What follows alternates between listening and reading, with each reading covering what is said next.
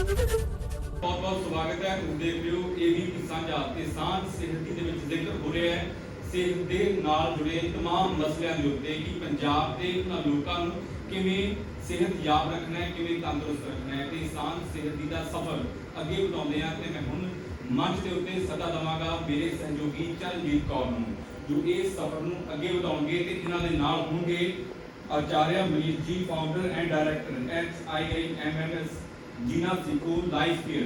इन्होंने कई तरह के नाल इन्होंने हाईटैक किया है सेहत नूं, खास तौर पर पंजाबियों के जिहड़े खर्चे ने उन्होंने जग जाहिर करते हैं।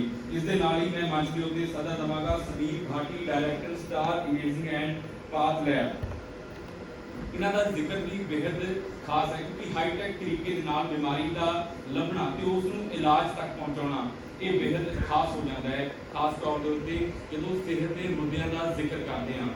चर्चा कर रहे हैं कि थोड़ी सेहत किवें सेहतयाब रहे, तंदुरुस्त रहे, तुहानूं कोई बीमारी ना होवे ते जे बीमारी होवे भी तो उसका चंगा इलाज किवें मिले। साडे नाल खास मेहमान जुड़ चुके हैं डॉक्टर समीर भाटी, डायरेक्टर ने star imaging and path lab private limited की शुरुआत सर तुहाडे तो मैं करांगी कि कोरोना के एक बेहद माड़े दौर चो असीं लंघे, उदों असीं तैयार नहीं सी। पर सब तो पहले तो ये जानना चाहांगे कि उदों चुनौतियां की सी। अचानक एक बहुत माड़ा दौर साडे ते आ गया, तैयार नहीं सी असीं।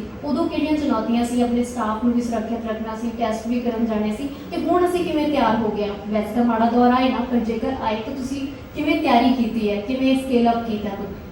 बिल्कुल बिल्कुल। देखिए, अगर कोरोना की बात करें तो जिस तरह से हमने देखा कि उस टाइम कोई भी हमारा हेल्थ केयर इंफ्रास्ट्रक्चर तैयार नहीं था और इस तरह की प्रॉब्लम पहली बार आई थी। कभी कोई ये ऐसी कोई हमारे पास ये चीज़ दोबारा से कोई रेप्लिकेट नहीं हुई थी, हमारे लिए भी नई चीज़ थी। बट इसमें सबसे ज़्यादा जो उस समय समझ आया कि इसमें बहुत महत्वपूर्ण योगदान रहेगा लेबोरेटरी सर्विसेज का, लैब सर्विसेज या इमेजिंग सर्विसेज का।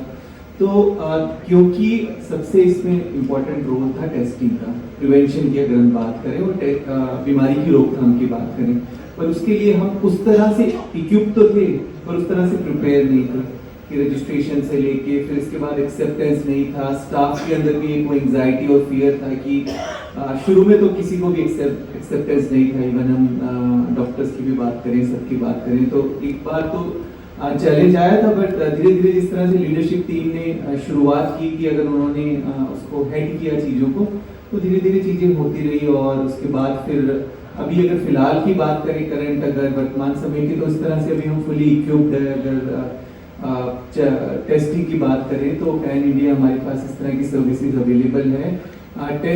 उसको बीमारी की रोकने के लिए या टेस्टिंग का जो ड्यूरेशन है, टाइमली रिजल्ट देने के लिए, उस तरह से अभी आई थिंक पूरी तरह से तैयार है, किसी तरह की कोई चैलेंज नहीं।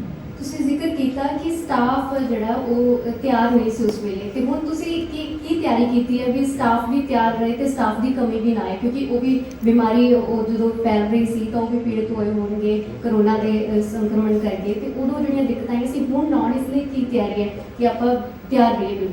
बिल्कुल बिल्कुल। देखिए, इसके लिए सबसे ज़्यादा हम लोगों को चैलेंज आया उस टाइम कि हमारे पास इंफ्रास्ट्रक्चर तो हम बढ़ाते जा रहे थे, मशीनों की कोई इस तरह से कमी हमें नहीं मिली। चैलेंज जो सबसे ज़्यादा था उस समय हमें मैन पावर का था कि क्वालिफाइड मैन पावर का एक निश्चित तौर पे चैलेंज रहा था। और उसके लिए ऑलरेडी हमारे पास हम एक रन करते हैं स्टार एजुकेशन पैरामेडिकल इंस्टीट्यूशन, तो उसमें स्पेसिफिकली हमने इनफैक्ट 1000 के करीब उस टाइम भी हम लोगों ने इस तरह के टेक्नीशियंस रेडी किए थे, फिर बॉटनिस्ट रेडी किए थे।